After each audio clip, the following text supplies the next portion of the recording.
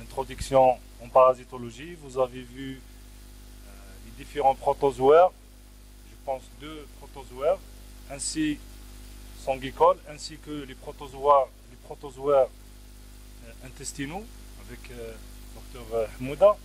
Aujourd'hui, on va voir ensemble un autre protozoaire, donc très fréquent, la toxoplasmose. Je ne sais pas si vous connaissiez la toxoplasmose, si quelqu'un de vous connu la toxoplasmose, vous la connaissez pas. Normalement, la toxoplasmose, normalement, on beaucoup plus chez les femmes enceintes.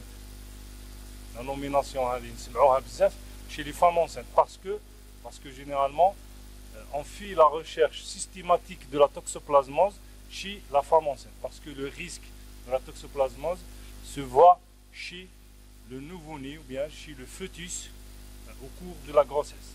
Là, c'est la gravité de la toxoplasmose. Donc, on va voir aujourd'hui ensemble c'est quoi la toxoplasmose. Donc, la toxoplasmose, c'est une parasitose, comme je vous avais dit, très connue, très courante, très fréquente, qui est due à un protozoaire. Toujours, on est en protozoologie, donc on étudie les protozoaires, donc ça veut dire les parasites unicellulaires. Là, le parasite, les toxoplasmes sont intracellulaires obligatoires. Ça veut dire que l'évolution de ce parasite se fait à l'intérieur de la cellule. Ce parasite est appelé Toxoplasma gondii. Donc la nomination, on va la voir par la suite. Pourquoi Toxoplasma gondii? Donc dans le monde, comme vous voyez, un tiers de la population mondiale est touchée. C'est quoi un tiers touché? Ça veut dire, par exemple, là dans l'amphi, on est une centaine. Ça veut dire qu'il y a 30 personnes, au moins 30 personnes qui hébergent les toxoplasmes. D'accord? Ça veut dire que la plupart, ou bien les 2 tiers, sont séronégatifs, alors que un tiers de vous, bien de nous, sont porteurs de toxoplasme. Elle n'est pas méchante, donc elle est asymptomatique chez les immunocompétents. Donc vous allez voir par la suite.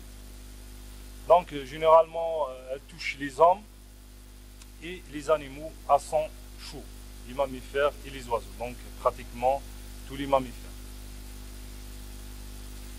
Donc ça c'est juste une petite historique, c'est pas à retenir, c'est juste pour savoir. Donc pourquoi savoir, c'est que parce que la toxoplasmose a été découverte en 1908 par Nicole et Manson chez un petit rongeur au niveau du nord d'Afrique, au niveau de la Tunisie, le voisin tunisien, chez un petit rongeur appelé Gondii. Donc la nomination c'est Gondii, mais la nomination scientifique c'est Ctenodactylus gondii. Vivent en captivité à l'Institut Pasteur de Tunis. Même ici en Algérie, on a ce rongeur, ce petit rongeur. Je ne sais pas si vous le connaissez. Vous ne le connaissez pas. Gondii, donc c'est ça la nomination Toxoplasma gondii. Donc Gondii en Chaoui, Chaoui Abed. Je ne sais pas si vous le connaissez. En Chaoui Abed, c'est mieux Gondii. Gondii, vous ne le connaissez pas, toujours. Essentiel, c'est un petit rongeur qu'on voit dans les montagnes, surtout dans les montagnes. Il est très fréquent et d'où la nomination de la toxoplasmose, Toxoplasma gondii. D'accord? Et le premier cas humain a été découvert en 1923 par Jean Cuc, qui retrouve le parasite dans des kystes rétiniens, donc au niveau de l'œil d'un petit enfant qui présente une hydrocéphalie. Oui. Toujours les parasites, on fait une classification de parasites. Donc là, la taxonomie ou bien la classification de Toxoplasma, c'est un parasite qui appartient à l'embranchement des protozoaires ou sous-embranchement des Apicomplexa. Donc c'est un sous-embranchement assez grand des Apicomplexa, c'est très caractéristique. et à la classe des sporozoaires. On est toujours dans les sporozoaires. Vous avez vu la dernière fois un sporozoaire avec Dr Chilram. Et on est dans la sous-classe des coccidies, l'ordre des zoococcidies, la famille des héméridies, le genre Toxoplasma, où il y a une seule espèce. Le genre Toxoplasma ne contient qu'une seule espèce, c'est Gandhi. D'accord? Alors, mais actuellement, grâce à la biologie moléculaire, il y a 3 génotypes qui ont été découverts, identifiés. Alors, le premier génotype, c'est le génotype 1, qui, donc actuellement, on ne peut pas parler directement de pathogénicité liée au génotype, mais ils ont trouvé que les porteurs de génotype, par exemple 1, ils sont hautement, le génotype 1, il est hautement pathogène, mais ce n'est pas à 100%. Donc il y a le génotype 1, il y a le génotype 2, qui est le plus fréquent chez l'homme et les animaux domestiques. Il correspond à des souches de virulence faibles, heureusement, et le plus fréquent. Même ici en Algérie, on a découvert le génotype 2. Et il y a le génotype 3 qui est de virulence intermédiaire, donc entre les deux. Alors, donc toujours le plan du cours de parasitologie. Donc on fait une petite introduction, on fait la taxonomie, la morphologie, ensuite la morphologie du parasite, ensuite le cycle évolutif, le mode de contamination, la répartition géographique. C'est ça le plan. D'accord? Donc on va arriver à la morphologie, l'étude du parasite. Donc le parasite se présente sous 3 formes ou bien différentes formes. Il y a le tachyzoïde. Le tachyzoïde, ou bien c'est la forme végétative, ou bien c'est le trophozoïde. Donc c'est un petit parasite qui mesure généralement de 5 à 8 micromètres.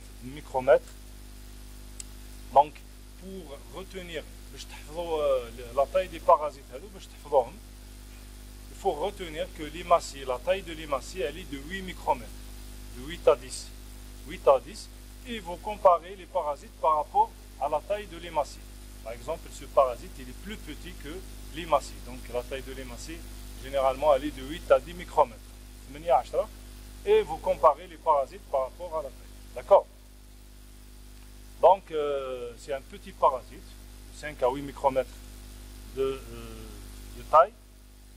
Il a une forme en croissant, donc on dirait, donc là, c'est les images réelles, comme vous voyez. Il a une forme en croissant avec une extrémité antérieure qui est effilée et une extrémité postérieure qui est arrondie et qui héberge un grand noyau. Donc à l'intérieur, il y a un grand noyau. Alors, dans la description, ou bien au microscope électronique, qu'est-ce qu'on voit? On voit que le trophozoïde, ou bien la forme végétative de toxoplasme, porte au niveau de la partie effilée le complexe apical. Là, c'est le complexe apical. Donc, c'est la partie antérieure qui caractérise le phylum, ou bien le phylum des apicomplexa, et qui comprend les conoïdes.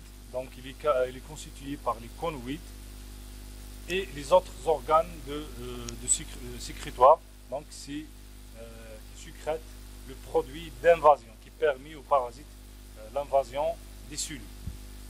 Donc ces différentes structures, organes, ce sont les rhoptries. Donc là c'est les rhoptries. Là c'est les micronèmes. Les micronèmes, ça les petits points. Et il y a les granules denses. Là c'est les granules denses. Le parasite se multiplie par endodiogénie. Ça veut dire les deux parasites fils s'individualisent avant que la cellule mère ne s'éclate. Et généralement, les phases, les trophozoïdes ou bien les tachyzoïdes sont retrouvés au cours de la phase aiguë de la maladie.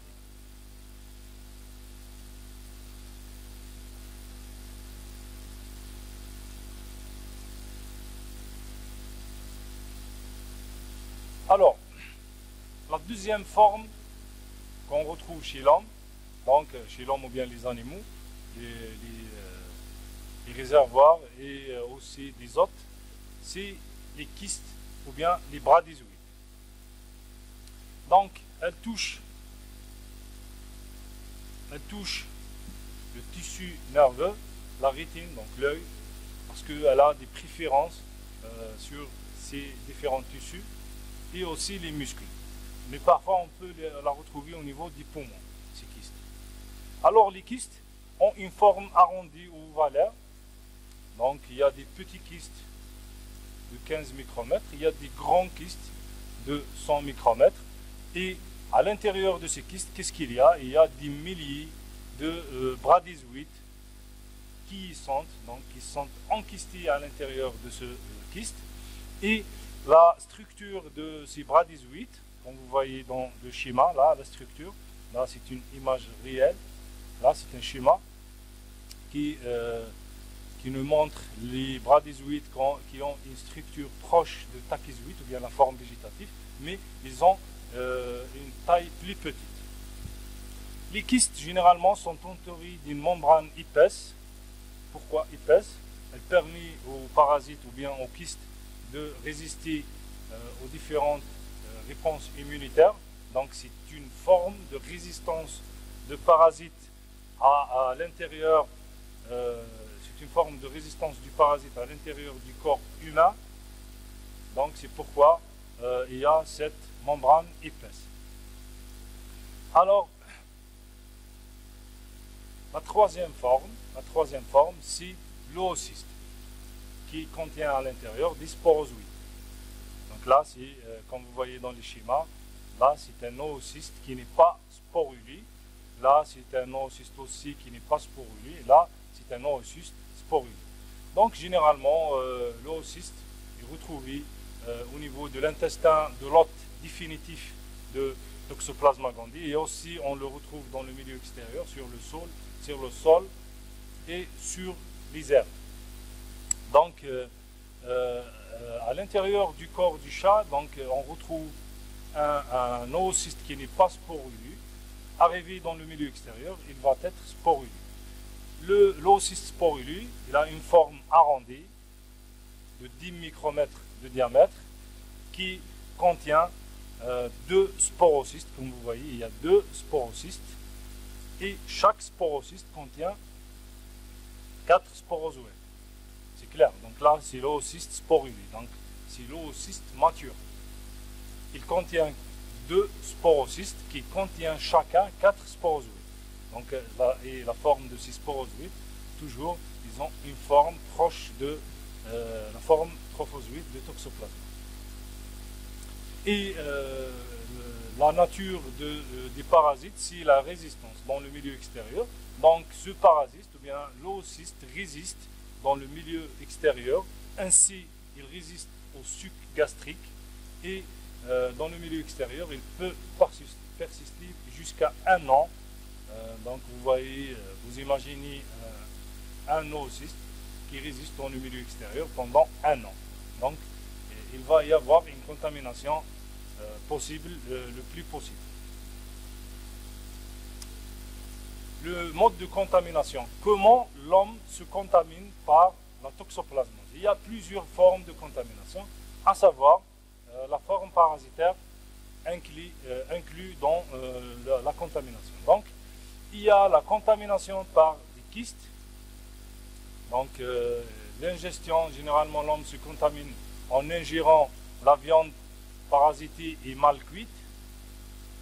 Généralement, quand on mange une viande saignante, donc elle est mal cuite, là, on parle de contamination par des kystes. Ou bien lors de transplantation d'organes. Lorsqu'on fait une transplantation d'organes, par exemple d'un sujet séropositif qui héberge les kystes, un organe qui héberge les kystes de toxoplasma, à un receveur qui est séronégatif, qui n'a pas d'immunité contre les toxoplasmoses, là, il va y avoir une transmission par cet organe solide. Le deuxième mode de contamination, c'est la contamination par les zoocystes. Donc, généralement, la contamination par les zoocystes se fait par l'ingestion des légumes ou bien des fruits et des crudités. Les crudités, ça veut dire quelque chose qui n'est pas quelque chose qui est cru, mochtail, et souillé par les souillé par les zoocystes, les excréments du chat, ou bien parfois par la consommation de liquides, à savoir l'eau, le lait frais qui n'est pas pasteurisé, et aussi la contamination par la mauvaise hygiène des mains après travaux sur le jardin, généralement le jardinage. Lors du jardinage, là on peut rattraper la toxoplasmose.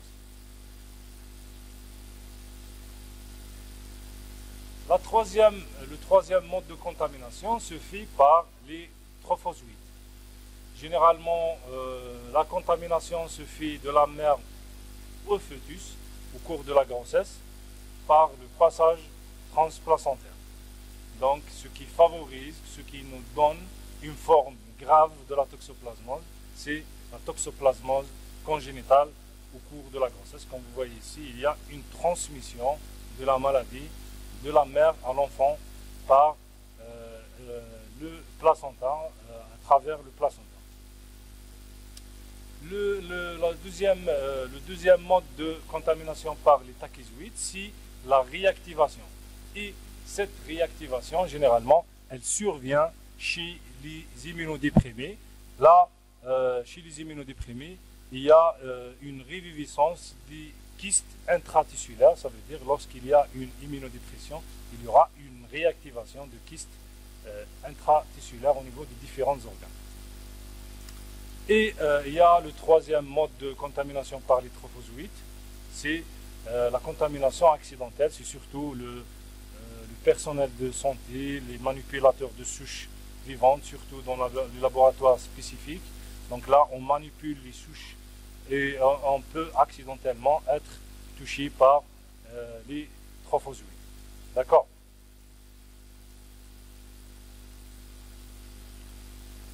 Le cycle évolutif. Donc, le cycle évolutif de Toxoplasma gondii, il est hétérogène. Il est hétérogène avec un hôte définitif. Donc, l'hôte définitif, c'est le chat. Et à l'intérieur du cycle, il y a de nombreux hôtes intermédiaires qui sont représentés par les différents animaux, les oiseaux et l'homme aussi. Donc, le cycle contient un hôte définitif qui est le chat et plusieurs hôtes intermédiaires. Donc, le cycle évolutif de Toxoplasma gondii se déroule en 3 phases. La première phase se déroule chez l'hôte définitif et la deuxième phase se fait dans le milieu extérieur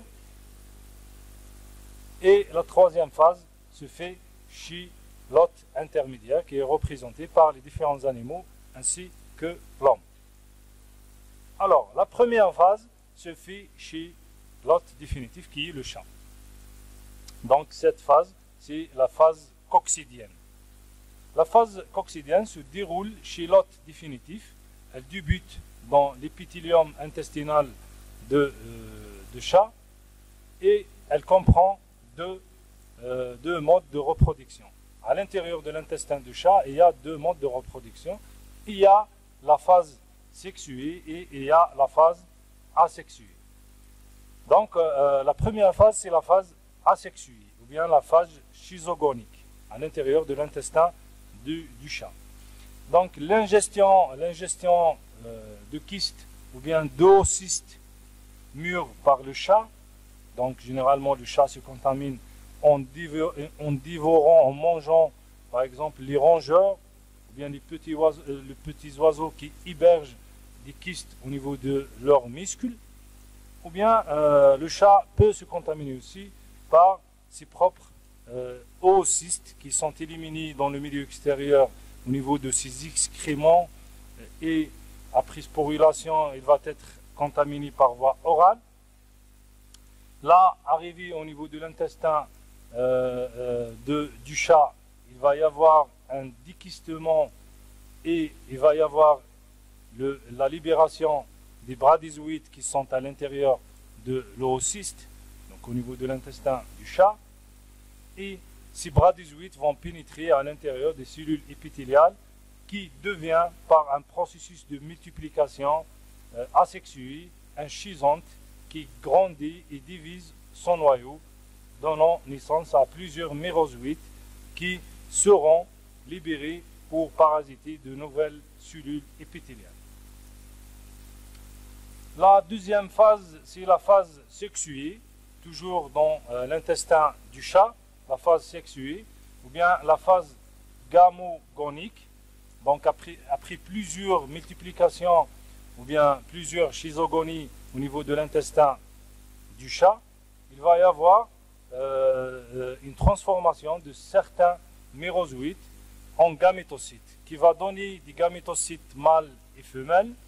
Après fécondation des gamétocytes femelles par les gamétocytes mâles, il va y avoir formation d'un zygote ou bien d'un oocyste qui est entouré d'une coque épaisse. Il va être éliminé dans le milieu extérieur avec les excréments du chat. Donc généralement en 1 à 5 jours en fonction de l'humidité et de la teneur en oxygène. Là, ces oocystes vont être sporulés rapidement. Ils vont être disséminés et conservent leur pouvoir infectant pendant plusieurs mois.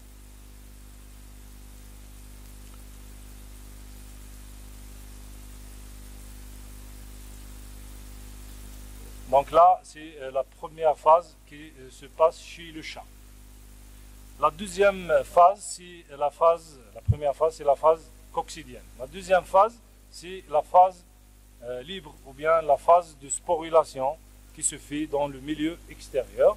Donc, c'est la phase qui correspond à la maturation des kystes, bien des oocystes, c'est pas des kystes, des oocystes au niveau du milieu extérieur. Là, la sporulation des oocystes se fait, aboutissent à la formation des sporozoïdes, qui est le stade infectant par division du noyau de zygote. Les oocystes immatures non sporulés devient infectieux avec formation des sporozoïdes en 1 à 5 jours en fonction de l'humidité et de la teneur en oxygène. Ces oocystes sporulés sont rapidement disséminés et conservent leur pouvoir infectant dans le sol et l'eau pendant plusieurs mois. La troisième phase, c'est la phase proliférative ou bien la formation de kystes. S'il vous plaît. S'il vous plaît.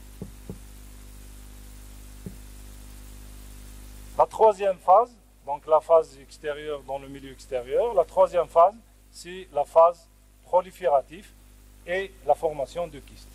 Donc, l'homme, généralement, l'homme et les aliments s'infectent en ingérant, par exemple, les kystes infectés ou bien les oocystes sporulés. Arrivé au niveau de l'intestin de l'hôte intermédiaire, là, les kystes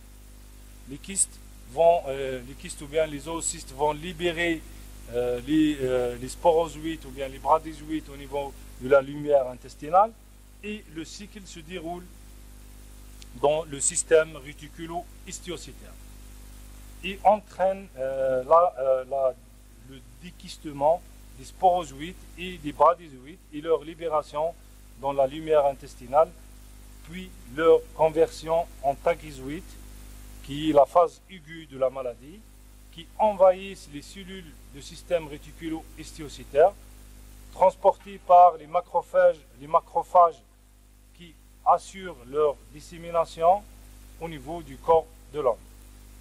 Donc là, survient une phase chronique qui s'établit après différenciation des tachyzoïdes en bradyzoïdes.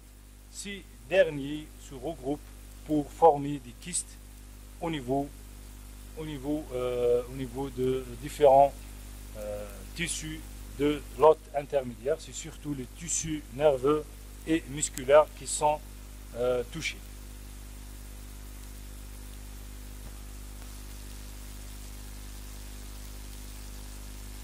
Alors, pour la répartition géographique, s'il vous plaît, mademoiselle, si vous n'êtes pas intéressé, vous pouvez sortir. Alors, pour la répartition géographique, donc la toxoplasmose est cosmopolite.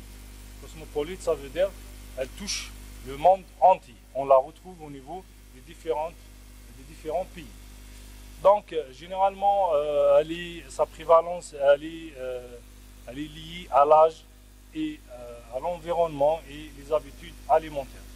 Alors, la prévalence estimée élevée dans les pays chauds et humides, avec une grande concentration des félins. Par exemple, les pays où il y a une grande prévalence de félins, là, on retrouve une prévalence importante de toxoplasmose. Et elle se trouve faible, la prévalence de la toxoplasmose se trouve faible dans les pays froids et secs. Généralement, par exemple, en Alaska, on retrouve une prévalence à 0%, parce que là, les températures sont diminuées. En France, la prévalence actuelle, elle est environ 50%. 50% de la population française est touchée par la toxoplasmose. Et au niveau des États-Unis, donc là, la prévalence, elle est nettement moins que celle retrouvée au niveau de la France. En Algérie, 50% des gestantes sont séronégatifs. Ça veut dire, séronégatif, ça veut dire ne portent pas le parasite. La séroprévalence au niveau de l'Algérie chez la femme enceinte au niveau du secteur sanitaire de Sétif a été estimée de 32% et allée de 49% à Alger. C'est des études faites par les différents auteurs au niveau des différents laboratoires de parasitologie. Cliniquement, donc là on arrive à la clinique. Lorsqu'on est touché par les toxoplasmoses, يعني واحد qui يتقاس بلا toxoplasmose, واش يقدر يصرالو؟ La première des choses, on commence par la classification selon le terrain. يعني les toxoplasmes à savoir quelles personnes ils vont toucher. Donc la première personne, c'est la toxoplasmose acquise de l'immunocompétent. Donc ça veut dire qu'il n'y a pas d'immunodépression, des sujets normaux. Sujets normaux, là il n'y a pas d'immunocompétition, il n'y a pas d'immunodépression. Généralement, la toxoplasmose la contamination se fait après la naissance. Donc c'est ça la définition de la toxoplasmose acquise. D'accord? La toxoplasmose acquise inapparente, appelée aussi asymptomatique, donc ou bien sérologique, ou bien latente, c'est la toxoplasmose sérologique. Généralement, c'est la plus fréquente. C'est la plus fréquente, ça veut dire la plupart تاعكم داروا la toxoplasmose هذه inapparente. La plupart داروها. Ils ont rattrapé le parasite, ils ont été contaminés, à savoir ما كانش اللي ما لعبش مع القط ولا ما دارش لو جارديناج ولا سورتو هو مليح الاخر مليح واحد تصرا له ليمونيزاسيون سورتو بور لي فام مليحه تصرا لها ليمونيزاسيون افون لو مارياج. Pourquoi?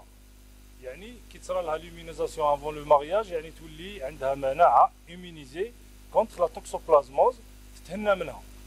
Alors que les femmes séronégatifs, يعني اللي ما عندهمش l'immunité, là c'est le grand risque pendant la grossesse. يعني la maladie, la gravité تاعها c'est pendant la grossesse.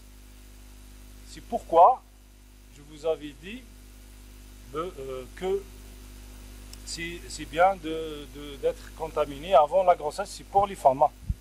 Donc Et généralement, cette contamination, elle est inapparente, il n'y a pas de signe clinique. La deuxième forme, moins importante, c'est la toxoplasmose ganglionnaire. Donc, c'est la forme ici, il y a les signes cliniques. C'est la toxoplasmose ganglionnaire qui est la forme clinique la plus fréquente.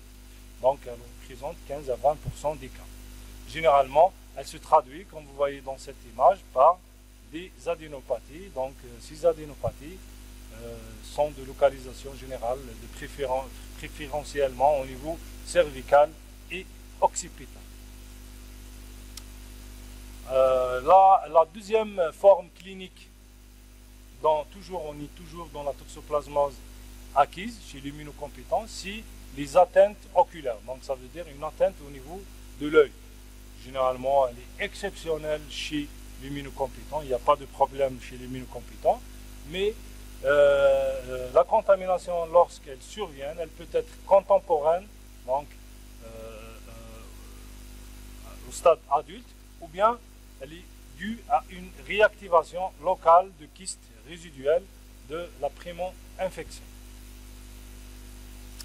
La deuxième forme clinique de la toxoplasmose acquise, c'est la toxoplasmose acquise de l'immunodéprimé.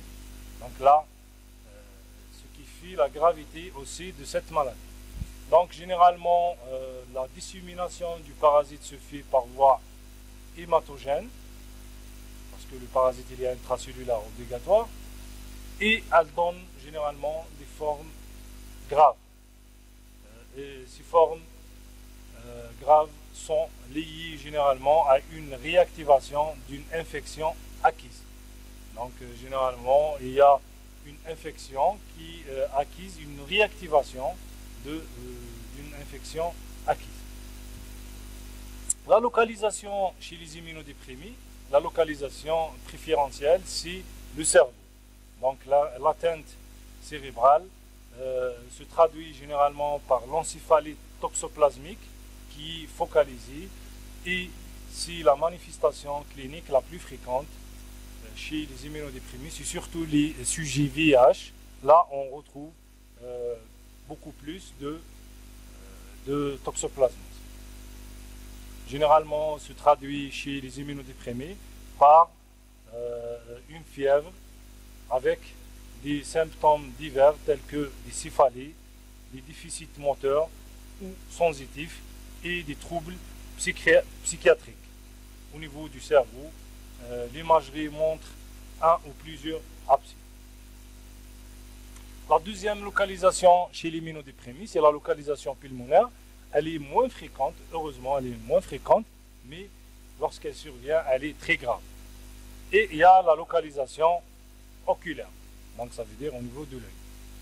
Les autres localisations chez les immunodéprimés, donc ces localisations, c'est les formes disséminées, donc survient généralement chez les sujets où le taux de CD4 est inférieur à 50 éléments par millimètre cube, qui sont dus à une dissémination hématogène.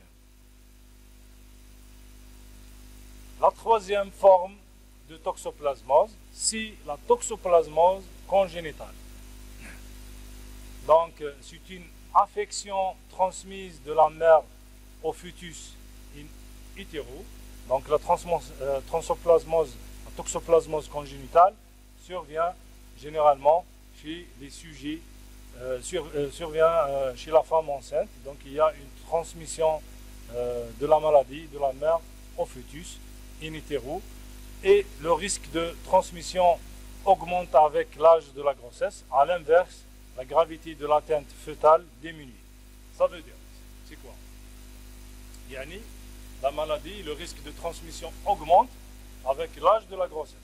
Mais la gravité de l'atteinte fœtale diminue avec l'âge de la grossesse. Yani, la gravité تمشي هكذا, le risque de transmission يمشي هكذا. D'accord?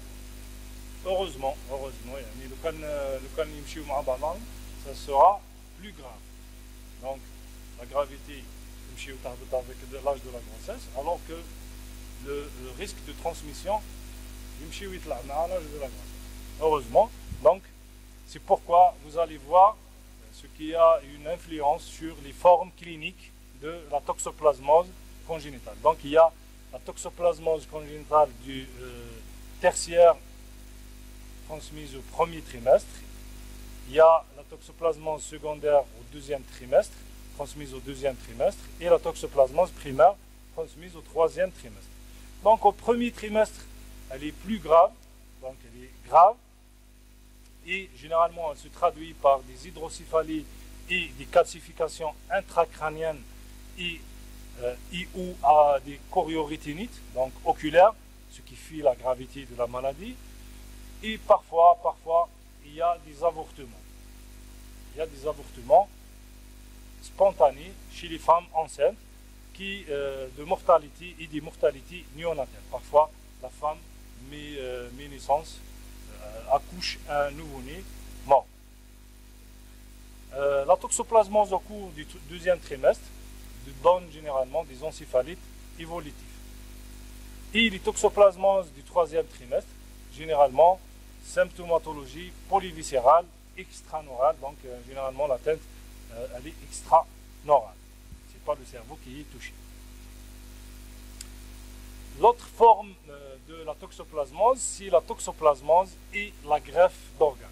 Généralement, cette toxoplasmose survient en cas de transplantation cardiaque, rénale ou bien de moelle osseuse. Et elle entraîne une réactivation d'une infection latente, donc une ancienne infection, ou bien il y a une infection primaire par le greffon cardiaque ou pulmonaire parasité. Donc lorsqu'on fait une transplantation d'un organe qui porte un kyste de toxoplasmose à un sujet, à un receveur séronégatif, là on transporte le parasite et par conséquence il y aura une réactivation, une infection par les toxoplasmoses, par le toxoplasme. Le diagnostic. Donc le plus important, c'est de savoir diagnostiquer la toxoplasmose. Donc généralement, le diagnostic direct, on fait un diagnostic direct ou bien le diagnostic de certitude. Généralement, ce diagnostic est difficile à réaliser, donc c'est difficile d'isoler Toxoplasma gondii, mais dans certains laboratoires spécialisés, on peut isoler Toxoplasma gondii à partir des différents liquides biologiques, à savoir le liquide amniotique, le placenta, le LCR, la ponction ganglionnaire, le sang maternel, le sang fœtal, le LBA, les biopsies cérébrales. Donc, les différents liquides biologiques, là, on peut isoler les toxoplasmes. Sur ces différents liquides biologiques, qu'est-ce qu'on va effectuer? On va effectuer, la première, c'est la coloration MJJ, ou bien on peut faire une immunofluorescence directe, ou bien on peut, comme vous voyez dans cette image, faire une inoculation à des souris de laboratoire, et le résultat est obtenu au bout de 6 semaines. Donc on récupère le péritoine, le liquide d'acide péritonéal qui contient les toxoplasmes. On peut faire aussi une culture cellulaire sur différentes cellules. Et actuellement, la biologie moléculaire, ou bien la PCR, qui permet d'obtenir à partir d'un seul fragment d'ADN, ça veut dire un petit prélèvement, on peut obtenir des milliers de copies identiques à ce fragment par amplification génomique. Et il y a plusieurs séquences cibles, généralement plusieurs gènes. Il y a le gène B1, le gène B30, le gène TGRE1 et le gène SAG1. Généralement, le plus connu, c'est le gène B1 et le gène SAG1. Donc, c'est ça, les gènes qui sont connus pour être amplifiés. D'accord? Le diagnostic par des techniques immunologiques. Donc, couramment dans les laboratoires, les différents laboratoires, c'est ces techniques, qu'à partir de ces techniques, on fait le diagnostic de la toxoplasmose. Généralement, il y a différentes techniques. Il y a les techniques qui utilisent un antigène figuré, les toxoplasmes anti, ça veut dire on utilise les toxoplasmes anti. Il y a la technique, le dye test. Technique dye test, c'est la technique la plus ancienne. C'est une technique de référence, mais actuellement elle est abandonnée, elle n'est réalisée que dans certains laboratoires spécialisés. Il y a aussi la technique qui utilise les toxoplasmes anti, c'est l'immunofluorescence indirecte. Il y a aussi les AGA. Les autres techniques qui utilisent un antigène soluble, il y a l'hémagglutination indirecte, il y a l'ELISA, les AGA, l'ELIFA, le Western blot et le mesure de coefficient d'avidité des IgG et la recherche des antigènes circulants. Donc, l'hémagglutination indirecte, la technique à la recherche des anticorps, on fait la recherche des anticorps antitoxoplasme. Elle est basée sur l'agglutination des hématies. On utilise des hématies de moutons qui sont sensibilisées par l'antigène toxoplasmique. Il y a aussi la technique ELISA, c'est la technique la plus sensible et la spécifique de toxoplasme. Donc, elle permet le dosage des IgG pour la détection des IgG et les IgM. Généralement, cette technique, elle utilise des antigènes solubles membranaires de toxoplasme qui sont fixés sur un support aux microplaques. Donc, généralement, c'est par l'ajout de sérum de malades suspects qui aboutit à la formation du complexe antigène-anticorps qui va révéler, donc ce complexe antigène-anticorps, il va être révélé par des antiglobulines humaines marquées par la peroxydase, et cette peroxydase va être révélée par l'addition de substrats chromogènes spécifiques de l'enzyme, de cette enzyme, qui va générer une réaction colorée dans la densité optique et mesurée par le spectrophotomètre, et on compare à une gamme étalon de sérum tétré. Donc ça, c'est le principe de la technique ELISA. Les autres techniques qui sont moins importantes, c'est pas moins importantes, mais elles ne sont pas utilisées en routine. Dans le laboratoire, on a la technique ELISA. Le laboratoire, on a la technique ELISA. Les autres techniques sont des techniques, par exemple le Western blot, c'est une technique assez importante, spécialisée, utilisée surtout dans l'Institut Pasteur d'Alger. Il y a aussi la technique de mesure de coefficient d'avidité des IgG qui augmente avec l'ancienneté de la maladie. Donc, ces images, là, c'est la technique ELISA, c'est des microplaques, comme vous voyez, colorées en bleu et en jaune. Donc, c'est des microplaques colorées. Et la mesure de la densité optique de cette coloration nous permet d'identifier le taux d'anticorps. Là, c'est l'hémagglutination passive. Là, c'est le Western blot qui permet de détecter les différentes bandes et de comparer les bandes maternelles et de nouveau-nés. La conduite du diagnostic. Avant de savoir la conduite du diagnostic de la toxoplasmose, il faut savoir la cinétique des anticorps. Comme vous voyez dans le schéma, généralement, les anticorps, la plupart des infections, la plupart des infections, les anticorps, l'évolution des anticorps se fait généralement de la même façon. Par exemple, quand on a la corona, généralement l'évolution des anticorps c'est sur la même façon, d'accord? Mais chaque anticorps est spécifique de certaines maladies. Donc là, on va voir la cinétique des anticorps antitoxoplasmiques. On commence par les IgM. Les IgM, les hommes en rouge. Les IgM, c'est les premiers anticorps qui apparaissent. Donc, qui nous les IgM, l'infection est جديدة. D'accord? Généralement, il apparaît au bout d'une semaine. une semaine après la contamination. Généralement, ils vont évoluer jusqu'à un taux maximum au bout de 2 à 3 semaines. Ensuite, disparaissent au bout de 4 mois. Mais en littérature, ils ont retrouvé des IgM à plus de 6 mois.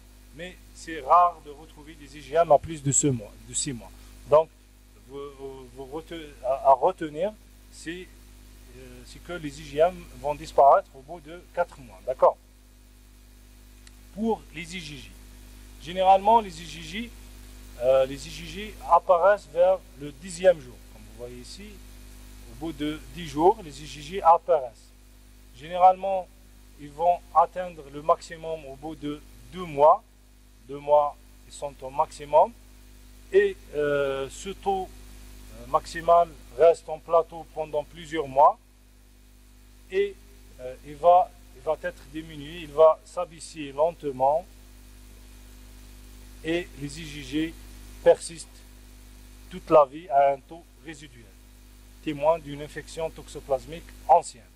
Donc, c'est l'immunisation. D'accord? La façon c'est la présence des IgG à un taux résiduel. C'est pourquoi, généralement, les hadro'ala, comme c'est la même façon, qui m'a corona. Les corona, les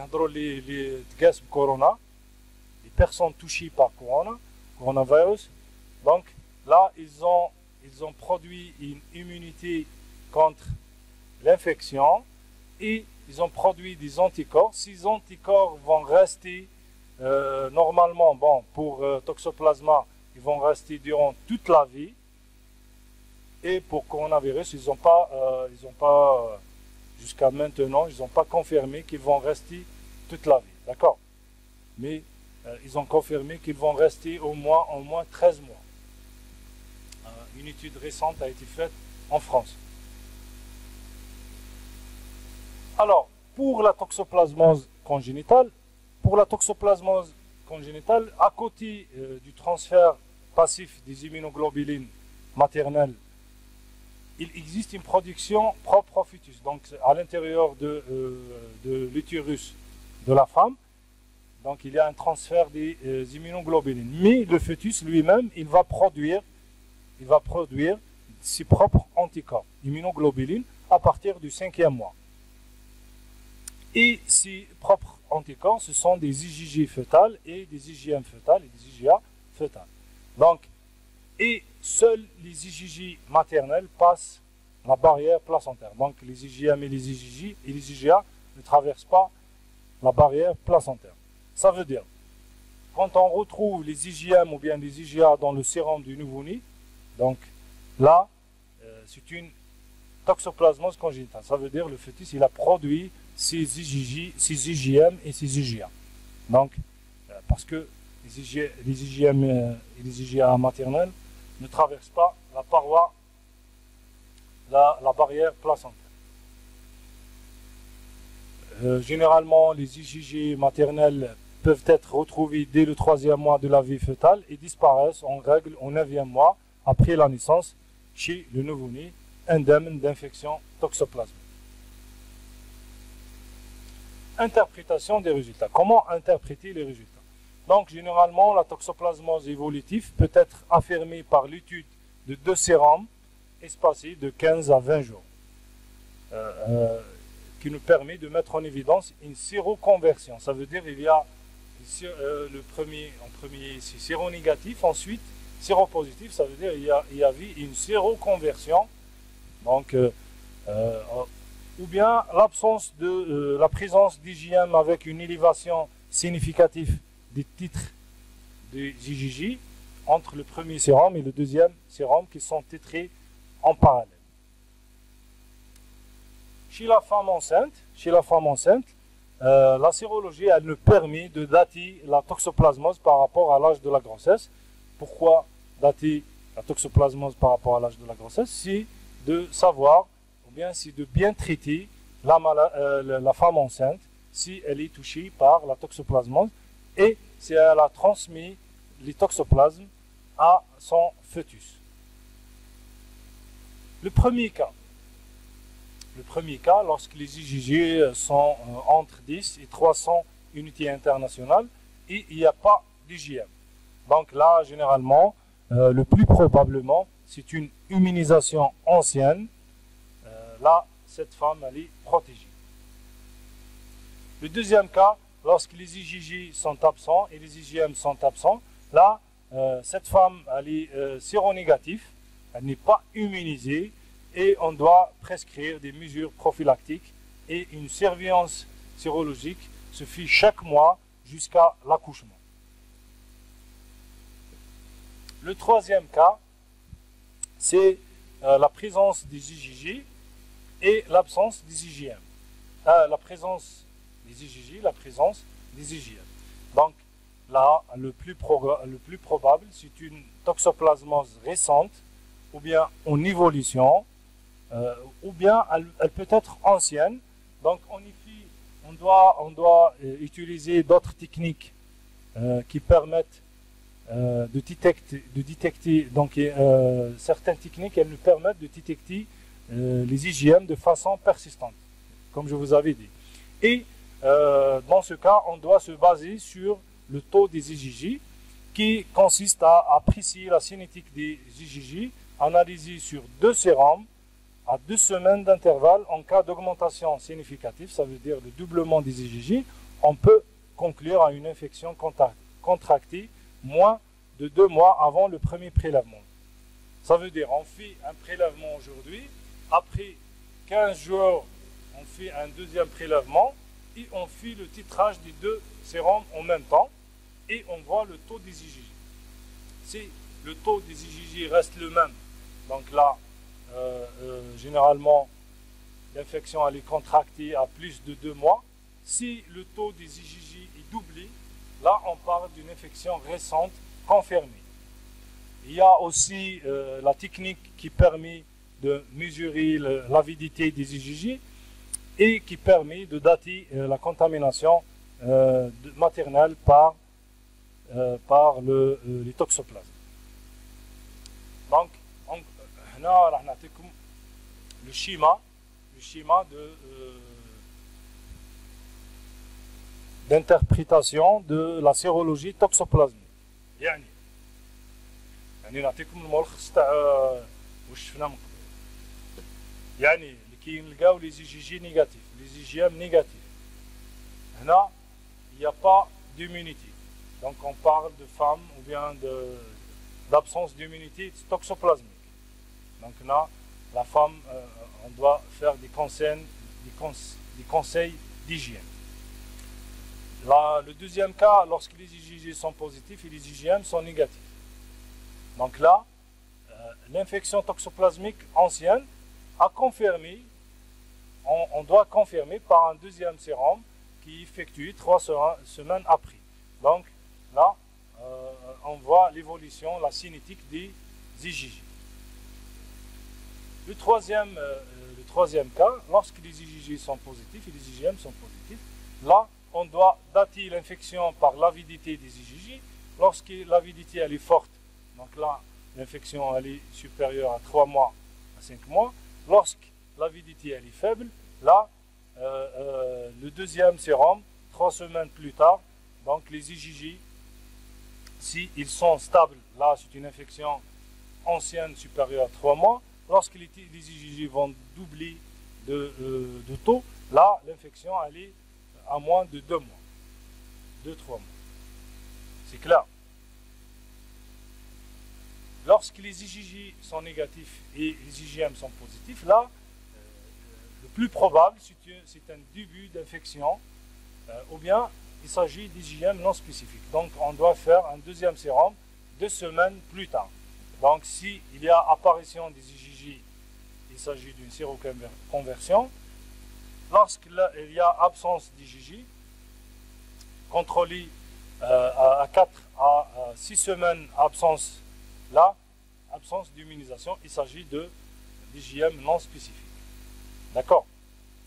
Le traitement de la toxoplasmose.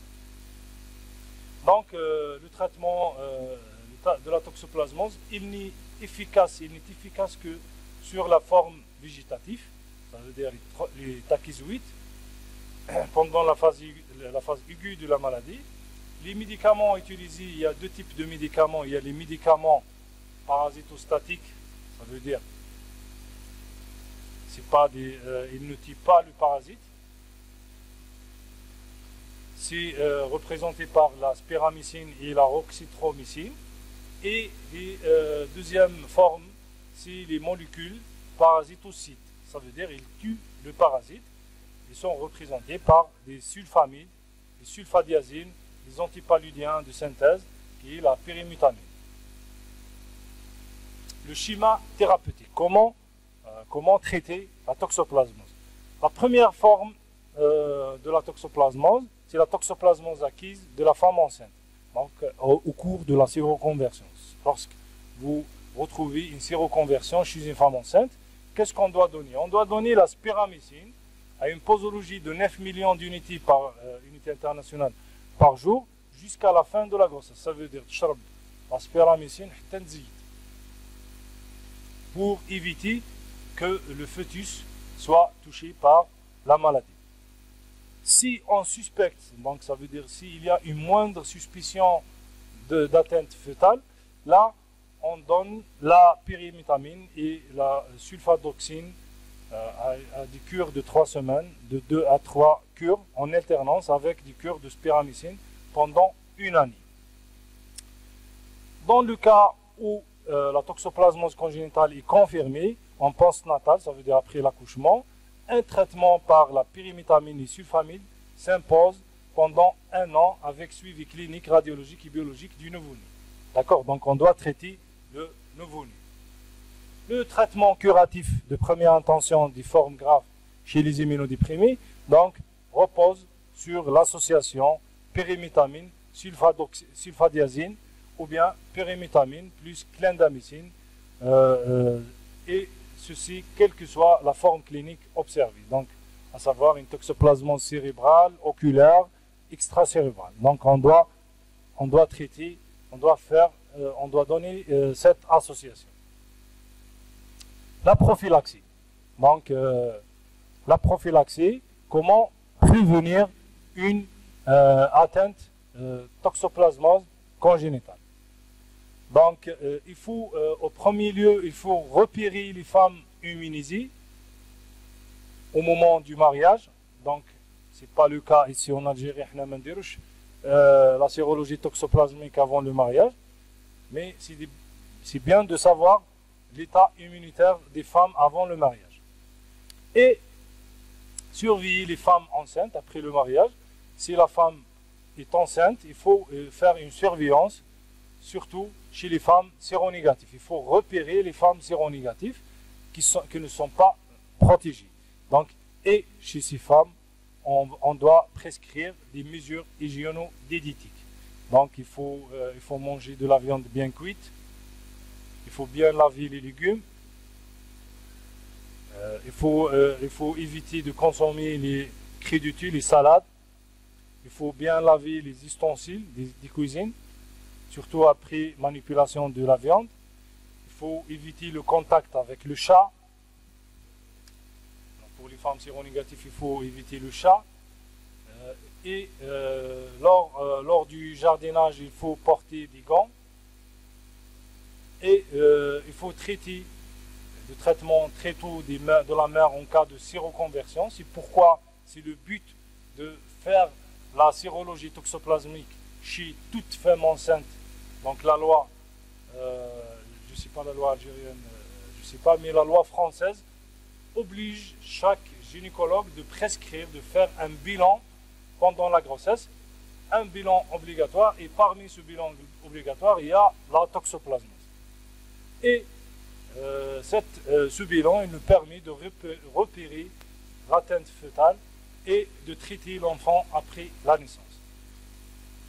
Chez les immunodéprimés, là, la chimioprophylaxie chez le sujet qu'on est séropositif pour la toxoplasmose et des mesures hygiéno-diététiques pour les sujets séronégatifs. Donc c'est pourquoi c'est bien de savoir le profil sérologique des des Céliens ou bien des sujets immunodéprimés. En cas de greffe d'organes, donc, on doit faire un contrôle sérologique du donneur et du receveur en pré-greffe. Voilà pour la toxoplasmose. Si vous avez des questions, n'hésitez pas.